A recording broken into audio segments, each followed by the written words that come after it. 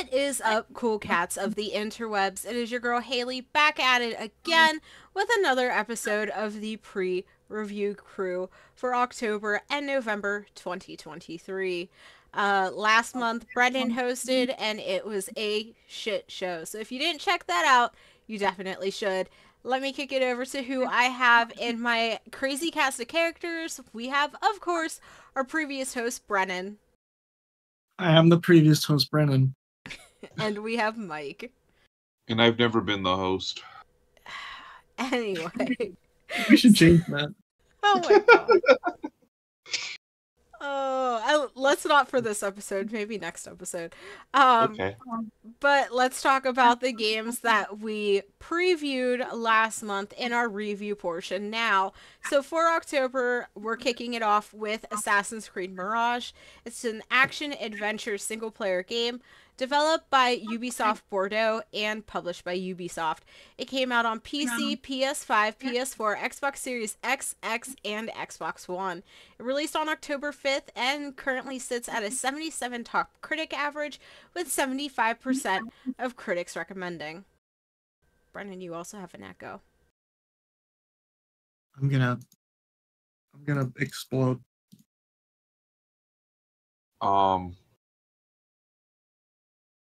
Yeah, this is actually better than I thought. I was expecting, reviews in the 60s, or at least like averages in the 60s.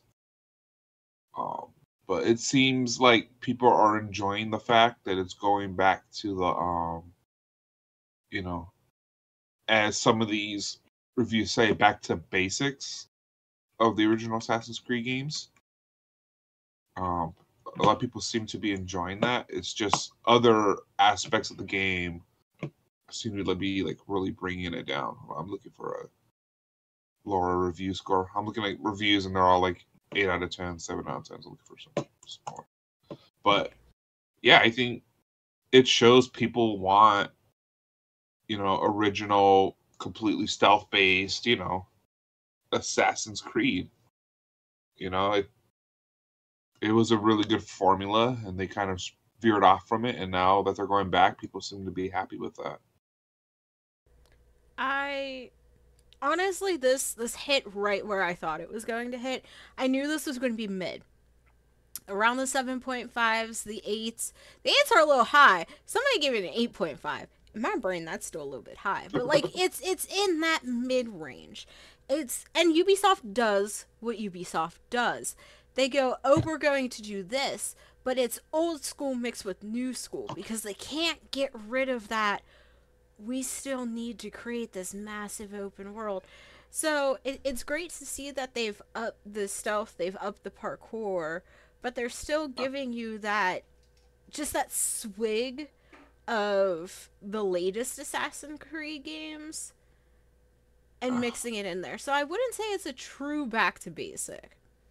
But I feel like with however they take their franchise in the future, they should keep it similar to this. And I hope that they do.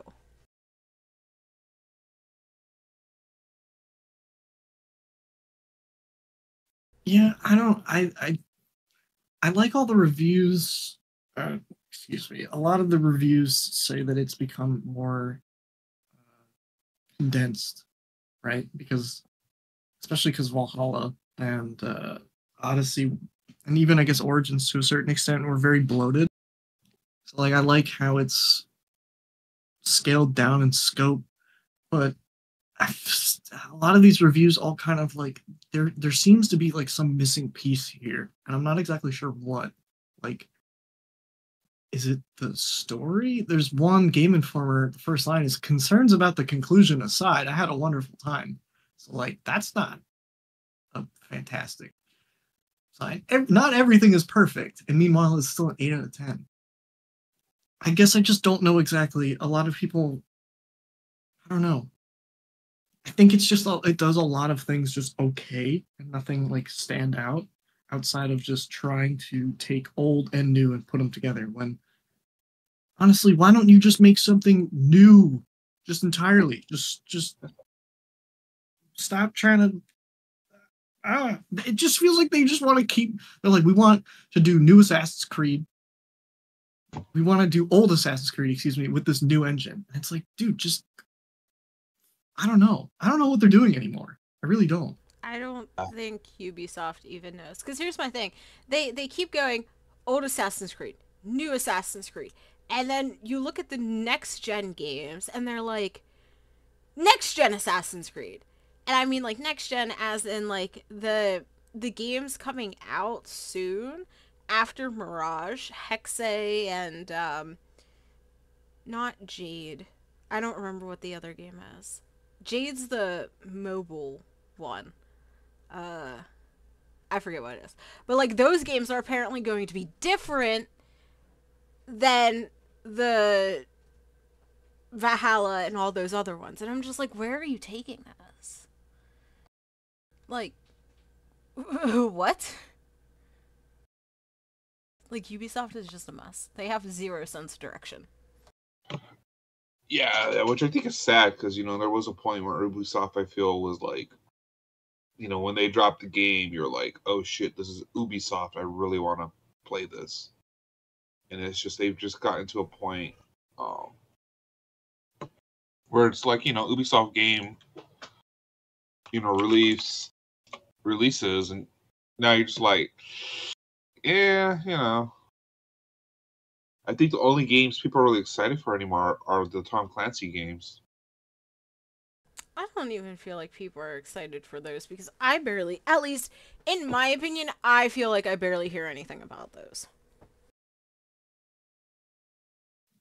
What I think is maybe what the problem here was that I kept reading a lot of these in some of the reviews. I think I watched ACG do a review on this a couple days ago, and he mentioned that Mirage was supposed to be like DLC for Valhalla for a bit, and then within like the first month of its conception, it switched from DLC to full title status, which I don't know how you turn your heel like that, but okay.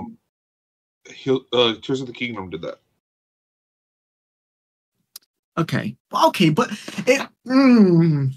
All right, maybe my point now is. Oh, sorry about that. Yeah, there's there's a review on the top of OpenCritic right now, and I would pronounce this guy's name if it wasn't in Russian. But he's from 3D News, and he says it was more or less successful. There's a lack of good story here and doesn't offer a lot of fresh ideas, but as a transition between the last trilogy and the next big game, it's a solid entertainment for fans old and new. And I feel like it feels like it was not made to be its own thing. And like it was, but it's at its core, it was supposed to be a transitional piece. And like, it's the same thing with like Miles Morales, where like it was good, but it felt not finished and not unpolished wise. It just felt like it felt like it was a transition game. You know what I mean? Like it felt like 1.5 of whatever the last thing was, which isn't always the worst thing because I really like the Miles Morales game. But can we just focus on sequels and not 1.5 games, please? Can we not make this a trend? Well, I mean, look at Dawn of Ragnarok. That was the Valhalla DLC. That is so I'm looking it up right now. There's a website called howlongtobeat.com. If you speed through just the main story, 10 hours. Okay. If you completionist everything, 21 hours. So it's like a game in itself. Exactly. And that's I don't know if that's a good or a bad thing. That's my thing. In the 1990s, that's how it was with like PC games. They would release expansions, but the expansion was just as long as the original game. Because back then my dad was a huge gamer. He still plays a lot of games, but he was a huge gamer back then, and that's kind of what they did. is they released an expansion, but it was just as big, if not bigger, than the original game. So, if Brendan's saying, Mirage was supposed to be DLC for the previous Assassin's Creed, I could understand, like they saw, oh, this game's getting so big, like, let's just make it its own thing because it's, bigger than the original. That's the thing. It's like Valhalla's already huge. I feel like, at least with this game, they didn't need like either of those. Like, I feel like Mirage would have turned into what Dawn of Ragnarok is. And I mean, maybe it could have been trimmed down to 10 hours. I don't know. Haven't played it. Probably won't. But Valhalla's already super fucking long. Like, do we really need a 10-hour DLC and then what Brennan said, like a 1.5? Is that necessary? Like, make it a book. Make it a graphic novel. Hell, make it a fucking, like, comic. Like Cyberpunk did with Netflix. I would have watched that. What was it, Edge Runners or something like that? Yeah. Yes. Yeah, give me a... Okay, well, I don't love Edge Runners as much as the next guy, but give me something. Like, give me something else besides another fucking video game. If they made an Assassin's Creed anime, oh boy. I would hate it, but like, I need something else. Yeah. Like, I feel like they've just dug this franchise a pit, and they keep digging it a pit because they're trying to milk it as much as they can.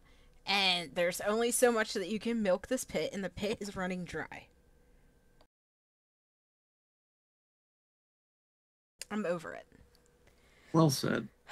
See, when Haley says she's over Assassin's Creed, that's saying something. It's over. Yeah, it's over for all. Yeah. Ubisoft is going out of business. Yeah, for those listening, Haley is like loves Assassin's Creed, so she says it's over. It's over. Live, breathe, die by the creed. That was my freshman year at college. That's all I did. I camped in my friend's dorm room and I played Assassin's Creed.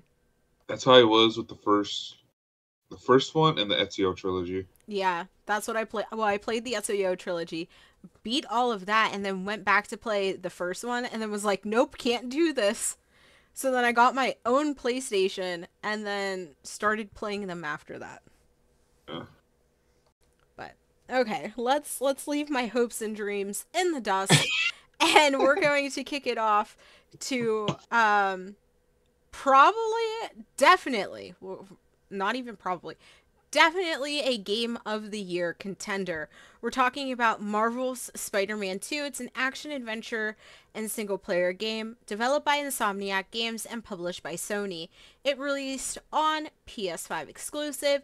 It comes out on the 20th, so right now we just have critic scores since it is the 16th at the time of recording. It has a 91 top critic average with 100% of critics recommending. The only thing I have to say about this is that that doesn't surprise me.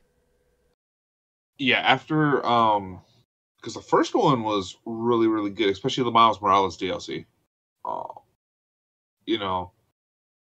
It was one of those things where I was like, this is what a superhero game should be. And so just seeing the scores, I'm not surprised. Was it who developed this? Was it Insomniac?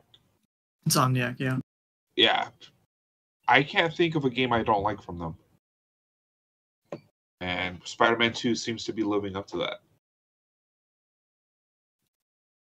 So this game comes out on my mom's birthday. So I'm skipping my mom's birthday dinner for this. Hell yeah, Spider-Man 2, baby. We gotta go swing across Brooklyn and fight crime, dude. This is I'm so fucking happy that this is that this is gonna stick the landing.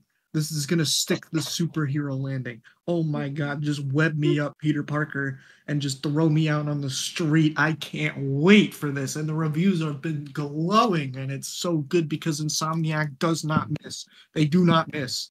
They've been cooking for a long time, and everything that they've set up in the previous two games will hopefully come to a head in here. And there has not been a single person that's been like, oh, but the story sucked. No, everyone's saying the story's amazing. And it's so good. There was one review that said this is, quote, by David Jenkins from Metro Game Central, the best Spider-Man game ever, and probably the best use of Venom in any medium outside of comics.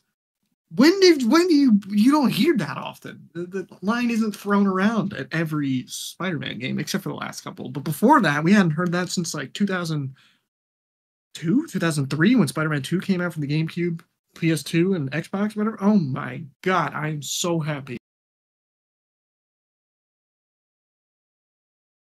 Yeah,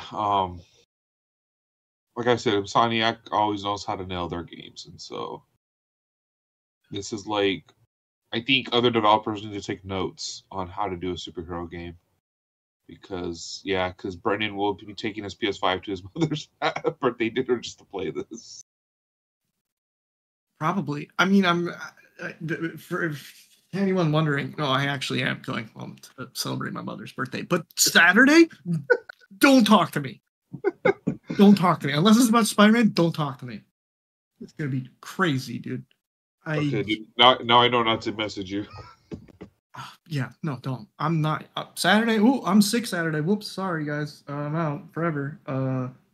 Yeah, no. I have herpes colitis. Sorry, guys, can't talk. I got bit by a radioactive spider. I have to stay indoors while my powers manifest the next 2 weeks. Oh no, I'm so glad. Honestly, the first game was phenomenal. It wasn't perfect, but it was still an amazing.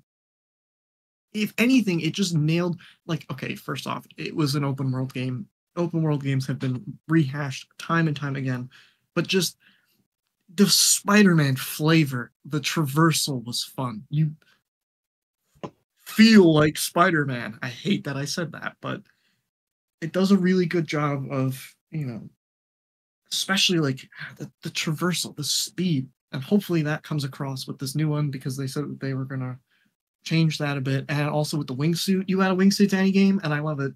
Even if it's a trash game, I'm still gonna love it. So, oh my god, I'm so excited. I don't want to read any more of these reviews because I just want to touch it for myself. That sounded wrong. No. I get that. Like when you're that excited for a game, you're just like, I don't give a fuck what anybody's saying. I'm throwing away my weekend and I'm playing this game. Yeah, totally. But it's still nice to know that like other people are enjoying it. It's nice to know that Insomniac's getting the praise that they deserve. Because again, I mean, they had expectations. They had a lot of expectations between the first game and Miles Morales. A lot of people were going into this thinking, all right, well, this at least has to be as good as the first one. And I'm just happy to know that it's learned from the other two and it's improved in almost every single fashion. Also, Spider-Man, Miles has to fight Peter at some point. That's going to be baller. I can't even imagine what that would look like. I'm just guessing. There's just theories everywhere. They're totally going to duke it out at some point. And if they do, tears, man. I better cry at the end of this because I almost cried. I think I did. I'm pretty sure I cried at the end of the first one. Because that just hurt. Yuri Lorenthal's performance as Peter was really good. And also just how the ending was written. There's two different moments back to back. Peter just gets mentally destroyed 2 times back to back. He finishes the main fight and then gets some awful, terrible news. It's like this man can't catch a break. And it's just so believable. It's just so human. And the choice that he's faced at the end was just like heart-wrenching. So even for myself, like I have, again, expectations that I'm like, this game better make me cry at the end because the first one did. So hopefully this one makes me cry even more. I don't usually cry at the end of video games. So to have one do that is like it's peak fiction. If it has a kind of emotional effect on you, it says something. Yeah, and it's not only just because I'm a huge Spider-Man fanboy. I really do think that like the context of the decision that he has to make in the end is just emotional for anybody. Take away the mask for a moment, and it's still just and that's what I think the true power of Spider-Man is, right? And like this goes beyond video games for a moment, but hear me out. Spider-Man is like the epitome of you and me if we just threw on a spandex costume and just started fighting crime. We still have colds, we still have to pay rent, we still get rejected by people. No, Clark Kent doesn't have to deal with that. Batman doesn't have to deal with rejection, right? I mean, like I guess he does kind of, but whatever. But not like Peter Parker. Peter Parker has to fight the Rhino, while he's trying to get Chinese food for Aunt May, and he's got a cold on top of it. Have fun with that one. Not to mention all the other bullshit that he has to deal with in his day to day. And I think that's just what makes Spider-Man itself just such a lovable character, that you can take away all of the supernatural whatever, the framing of it. You can still just go, man, dude, I know what it's like to have a teacher figure like kind of shift gears and like leave me on my own. That's tough. So if you can do that in any game, beautiful. Sorry, I just went on a Spider-Man rant. Why I love Spider-Man.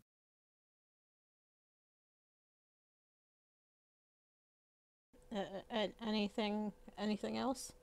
Nope, that's it. I got it all out. Thank you. Mike, you got anything to add? If you got a PlayStation 5, uh, I know the PlayStation, as far as like exclusives go, isn't hitting what Nintendo and Microsoft are.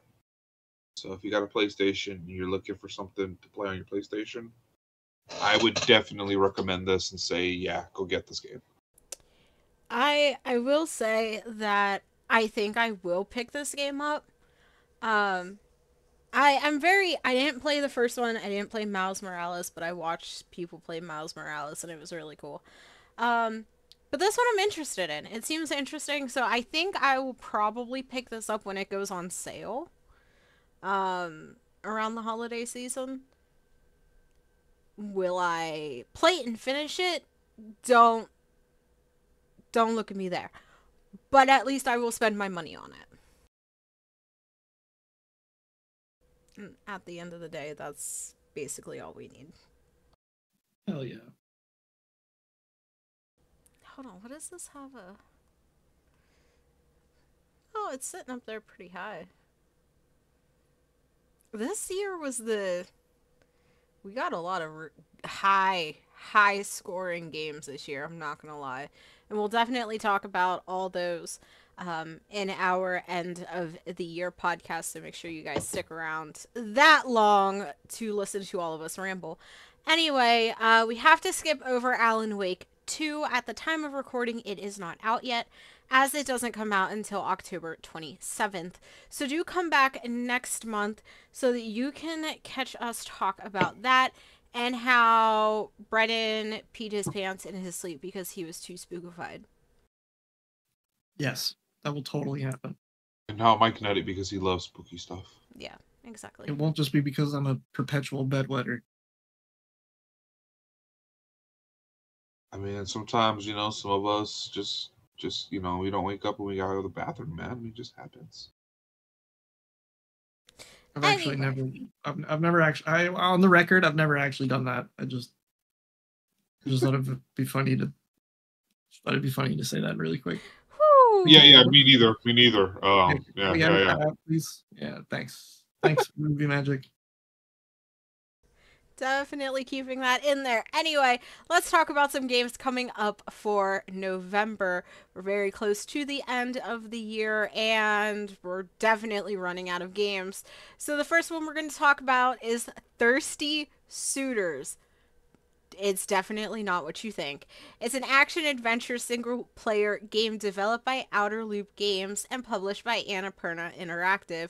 It's coming out on PC, Nintendo Switch, PS4, PS5, Xbox One, and Series S and X. It's releasing on November 2nd. Okay, so I saw this game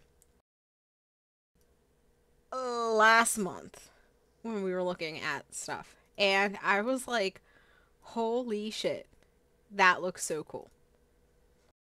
Um, so we were deciding what games we want to talk about today. I saw Haley pick Thirsty Suitors. I had never heard of it, and just with Haley's track, I was like, okay, this is gonna be The title's another. questionable. This is gonna be like another romantic, what do you call it, visual novel, whatever. I'm gonna criticize it heavily. But watching the trailers for this, I'm just like, what the hell is this? I'm watching a grandma flip a chair, jumping onto the table and sitting on the chair on the table. I'm like, what the hell? She's cooking, but she's doing like parkour across the kitchen while cooking. This game is just, it's wild. There's skateboarding, there's cooking, there's turn-based fights, there's acrobatics during cooking, there's larger than life cutscenes, there's everything's like super colorful, very almost like comic book style esque. Um, like it's just so cool, and it, the tagline is battle your exes, disappoint your parents, and find yourself. And I'm just like, yeah, Okay. it's like, let's go. This is fun. I'm honestly super excited for this. And I definitely will be picking it up, especially since it's coming out on the Switch. Um, but it's just, it's fun. It's, I don't know, almost like, I feel like this is sort of like just living in your like early or like mid to late 20s, early 30s. Like, this is just a cool and artistic way of just showing sort of like that stage of like life and getting through like day-to-day stuff, and I just think that's so much fun. Because when I turned 31, this is definitely what my life was like. Exactly. There is a demo. I'm on Steam right now. So But it's just like it's fun, and it's showing that like your life can be fun even when you're older and you just have, you think like your life is over, and it's just like this is just, it's just fun. when your back hurts and Yeah, you don't mosh at the concert anymore and you're starting to eat more fiber. trying to be smart. Yeah. You have to actually think about what you're eating now. I think this is really cool. Honestly, at first, I thought this was going to be another visual novel, but I was happy to be wrong. Yeah. This looks like a weird Scott Pilgrim inspired game, and I really love it for that. Especially like Battle Your Exes, and then like the whole comic book, and then just it being very over the top. Um, my only thing, and I hate to be that guy, but I'm gonna be that guy.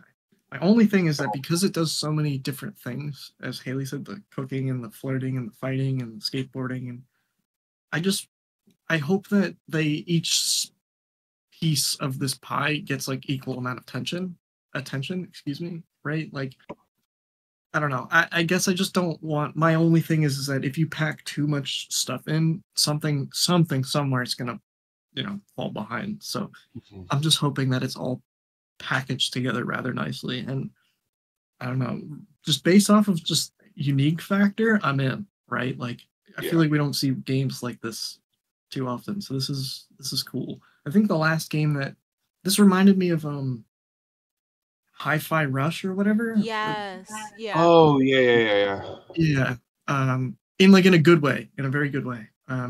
So I think what Haley said before is it's colorful, it's comic book like, it just looks fun. Like it just screams fun colors, fun music, fun characters. Like it just looks like genuine fun. So I'm really curious, but curiously excited.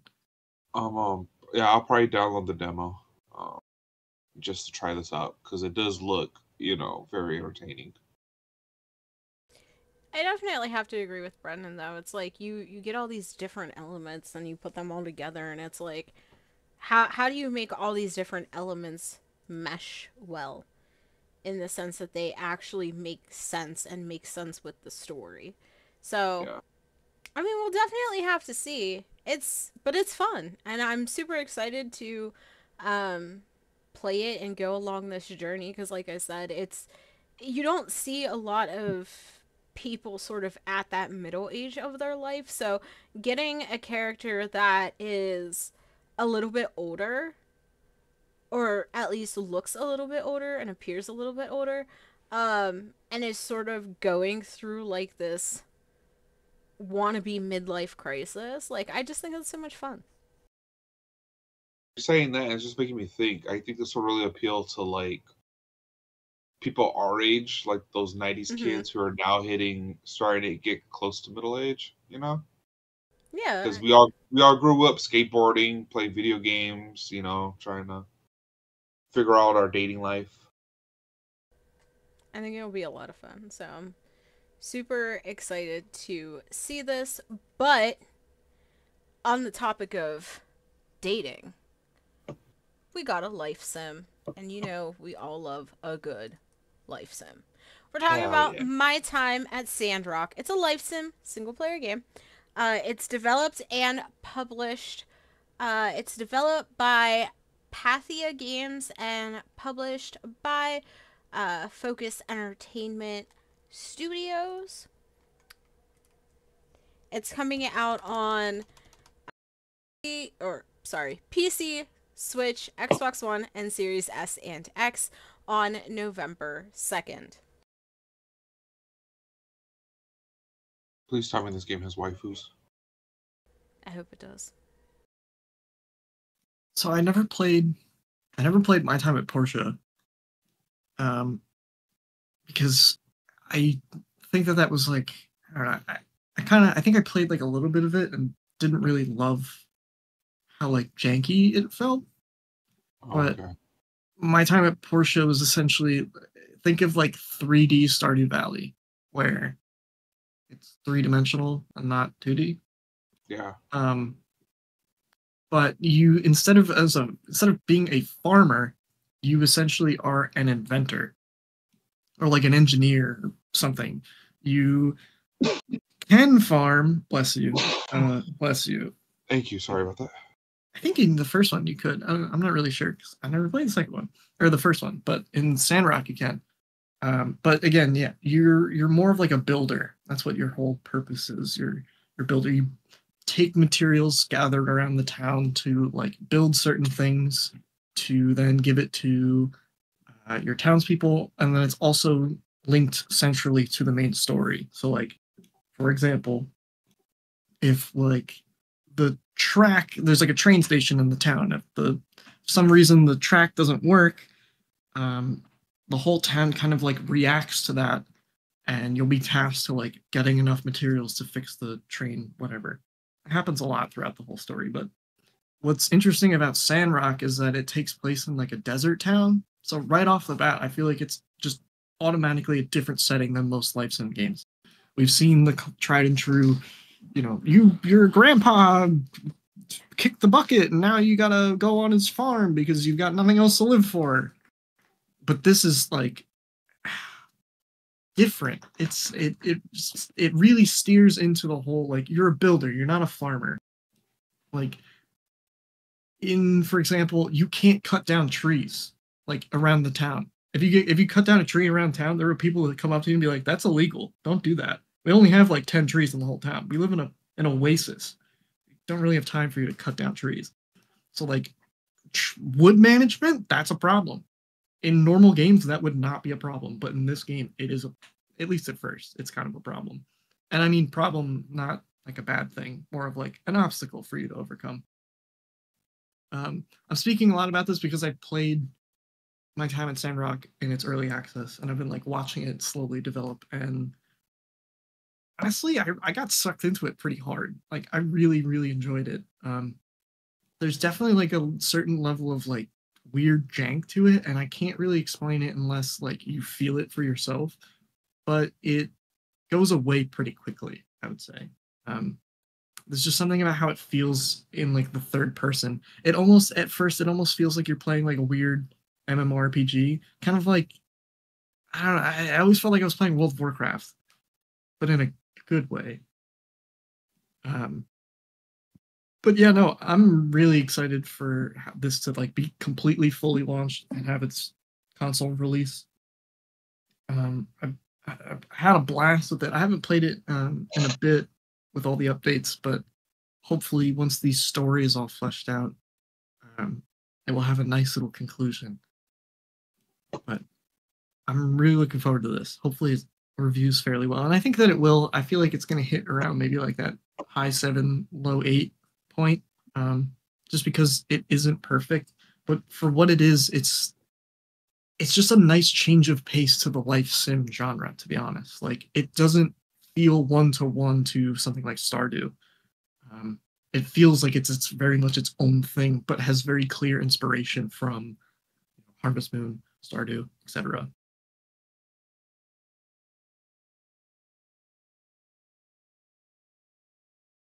Yeah, I'm looking at the gameplay right now, and it looks like it's got its own flavor, which is nice.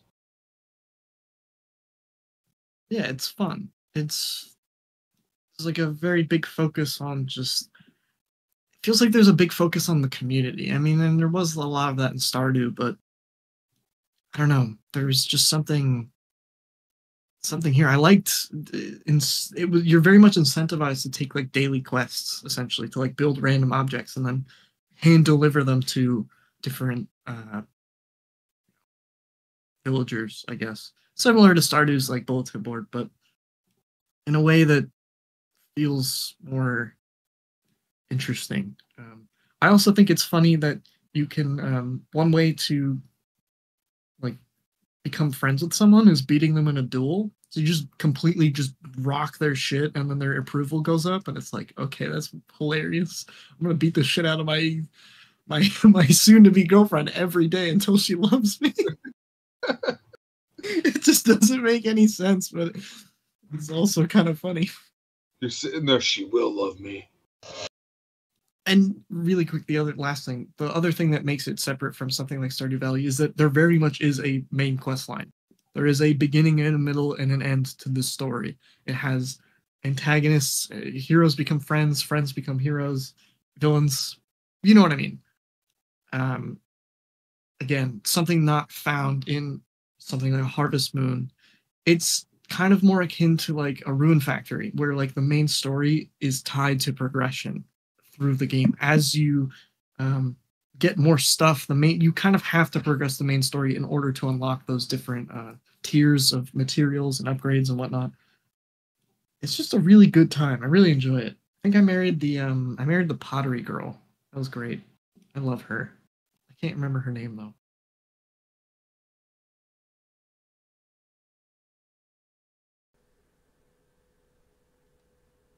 Also, you can get a gun. Oh my god.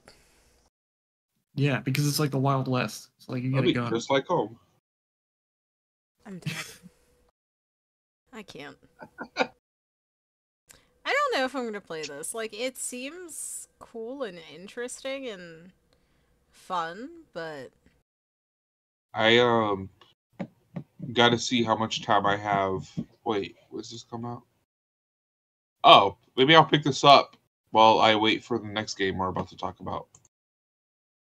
and on that segue, the next game that we're going to talk about is Persona 5. Is it Tactia? Tactica. Tactica. Okay. Thank you, thank you. It is a tactical RPG. Get it? Is it Tactical. Oh my god. Its developer is P Studio and published by Sega. I wanted to say Segway, but that is definitely not right.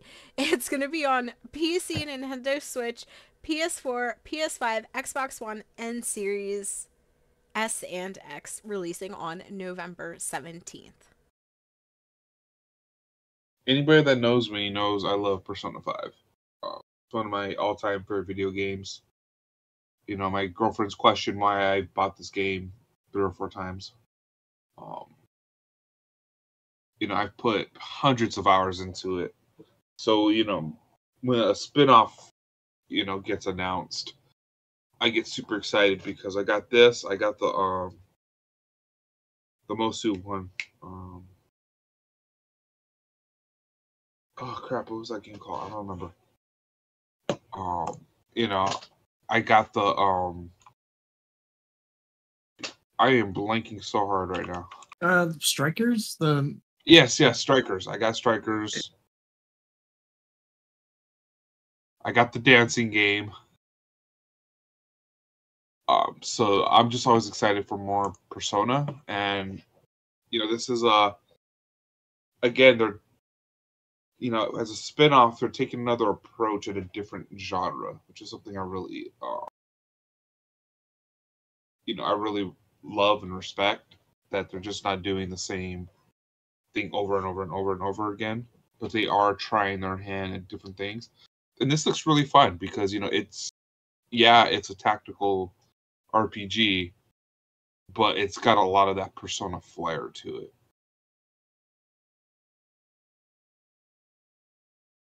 Yeah, this looks really fun, honestly. I'm a sucker for like tactical RPGs, and I'm a sucker for Persona. So like, I don't really have like, this just looks good, and I love like the chibi art style. I think it's really unique and interesting, and I think it sets it apart from something like Strikers. Yeah. I don't know. It just looks. It's just more Persona 5. Like, come on. On one hand, maybe they're milking, the characters or whatever, but they're so cool. How could you not, Like, Persona 5 just oozes personality, and that shows in every spin-off game that they have. So it's like, and I feel like they're just trying to make bank so that they can make the best game of all time ever made, period, hands down, with Persona 6. So take your time. Take your time, honestly. Keep giving us these fun, cool spin-offs that I genuinely like. I really wanted to try Strikers, but really I never got a chance to do that. It's really fun. But this is a spin-off that, if I had to pick between tactical RPG and Muso, I'd pick tactical RPG. So I'm like very excited for this. Yeah, I should finish Persona 5. You've never finished Persona 5? No. I played through it twice, and I stop right after Futaba's dungeon every time. Oh, okay. I feel like that's the news. Saying that you should finish something is like the equivalent of like I should call her. Okay, but you should never actually call her. I should actually finish Persona 5. Okay, I've learned that the hard way. Yeah, I did call Jess. Oh my god. It happened other ways. That is not like I should call her at all, actually. Like, me saying, I should really get back into crack cocaine, that's like, oh, I should call her. No. Me going back and saying I should finish Persona 5 is like, I should get my shit together. I should start eating vegetables. It's like, yeah, obviously. Duh, you idiot. Everyone should do that. Dating advice with the Motley 4. Oh my god. You know what? Partners are overrated. Persona 5 will never leave you. Partners are overrated. Persona 5 forever. Yeah. I mean, because you can just get... Well, okay, but there's dating in Persona 5, so I guess... But they'll never leave you unless you fuck up. They literally... Unless you do some terrible, awful stuff like date all of them at the same time and they all find out on Valentine's Day, you're good. Or you commit a war crime. Yeah. Mike knows all about those. I don't know what said war crime is, but I'm going to pretend like I do. Don't say that. I mean... I'm trying to keep it down low, and you're telling everybody I'm committing war crimes. I'm so sorry, guys. You aren't supposed to know about the war crimes. The life I lead. We talked about this. So many times. Anyway, that wraps up what we have to say about the games that came out in October and the games coming out in November. I'm going to kick it back to the guys for any final thoughts. Futaba looks just as cute as ever as a little chibi version. Dude, my nachos aren't coming for another 20 minutes and I'm upset. Oh, about the game. Oh, God. Spider-Man. Why did they not just call it Spider-Man? That would have been a way cooler. Spider-Man 2 is a dumb name. They should have just called it Spider-Man. I think it's so funny that they called it Spider-Man 2 and there's two Spider-Men in it. Just call it Spider-Man. Just call it Spider-Man. Just No, Spider-Man Dos. like also, I mean, I haven't seen it, but I think when the first Spider-Man game came out, there was like entire subway cars just painted red, plastered Spider-Man everywhere. Why is Spider-Man not getting love in my city? Why is he not getting love in his own city? I should be going around. There should be billboards everywhere. There should be entire subway cars just painted red with Peter and Miles. Like, come on, step it up. Step up your marketing. Unless they have been, and I'm just not on the right train. I was about to say walk around in the streets and there's just a bunch of guys dressed as Spider-Man. I saw that when I went to Comic-Con on Friday. A lot of Spider-Man. A lot of Spider-Man. Anyway, check out Thirsty Suitors because it definitely isn't what you expect it to be. And Ubisoft, I am coming for you. Count your days. That's not a legitimate threat. Please don't take it as such. Anyway, that I don't need to get a message. Hey, he's getting arrested. That is all we got for this episode of the pre-review crew for October and November of 2023. Catch us back here next time for us to review the games that we talked about for November with the addition of Alan Wake 2, and we'll preview some games coming out for the end of the year. Have a great day. Have a great morning, afternoon, evening, wherever you are in the world, and we will catch you next time. Goodbye. Bye. I love you.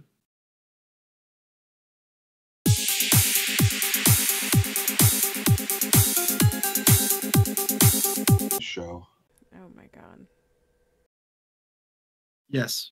I'm definitely not gonna order food while we're doing this. He is. Grilling and fucking at the same time. Wait. Oh, I was like, what the hell are you talking about? Okay. Actual fuck. I was wondering when someone was gonna notice.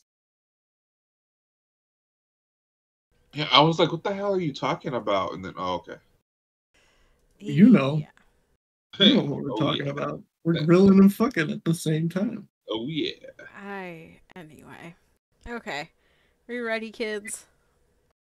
I'm not a kid. Yeah. I'm a semi-grown man. Okay. Okay, semi-grown man. Calm down there. Kids trying to tell me what to do. To be your father. God. That's weird. I'm old enough to be your father. Ew. That's what I meant. Oh my god, no, you're not. Okay, I'm old enough to be like your oldest brother. Yeah. Brennan, you fuck your older brother? What? No. I just don't want to call him dad. Because she's saying about the grilling and fucking. Yeah, I mean, I can only call Mike dad in certain scenarios and certain places and certain times. Oh my god. Can't just call him daddy willy-nilly. Yeah, you know, it's... Because then it takes away the power of the word. You know, if I just call him daddy whenever, then it's just... It doesn't mean anything when I actually tell him. This is going as bloopers. Like, you're my daddy. You know, like, it's like saying I love you too much to someone. Like, it doesn't mean anything. Like, I want it to mean something when I look Mike dead in the eyes and go, you're my daddy, you know? Exactly. I don't want him to just all the time be daddy. Because, you know, it makes me feel special, you know? And it's just that every once in a while, he's just like, hey, daddy. And I'm like, oh, yeah. Exactly. See, Mike gets it. Mike understands.